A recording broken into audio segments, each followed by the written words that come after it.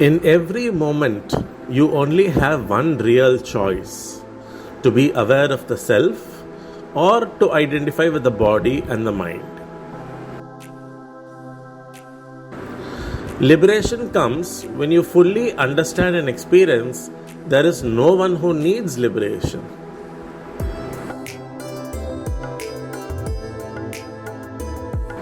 If you are truly watchful, each thought will dissolve at the moment it appears.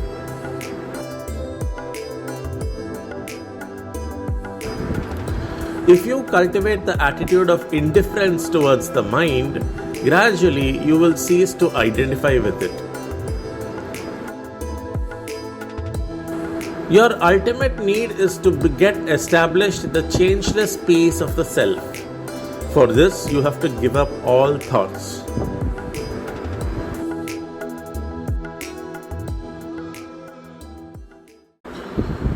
You tune into a Jnani's vibrations by having a quiet, still mind.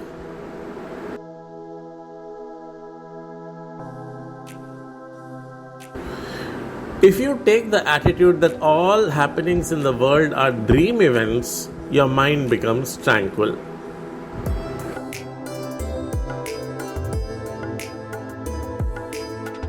When you are clearly attuned to Bhagavan, you will experience clarity and peace.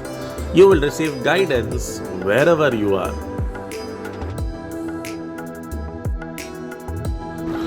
If you can hold on to this knowledge, I am the self, at all times, no further practice is necessary.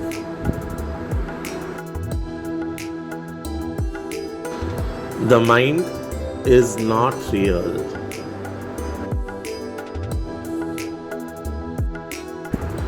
The thought I am meditating is an ego thought. If real meditation is taking place, this thought cannot arise.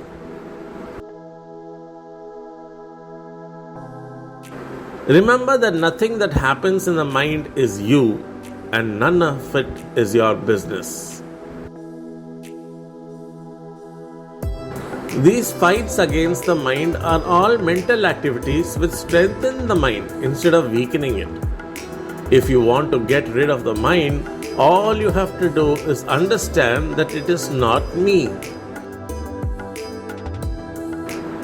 Annamalai Swami told Bhagavan Sri Ramana, I don't want moksha. I just want that the desire for women should not enter my mind.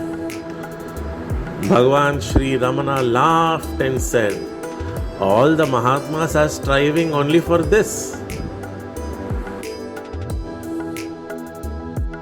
Meditation needs an awake mind, not an unconscious one.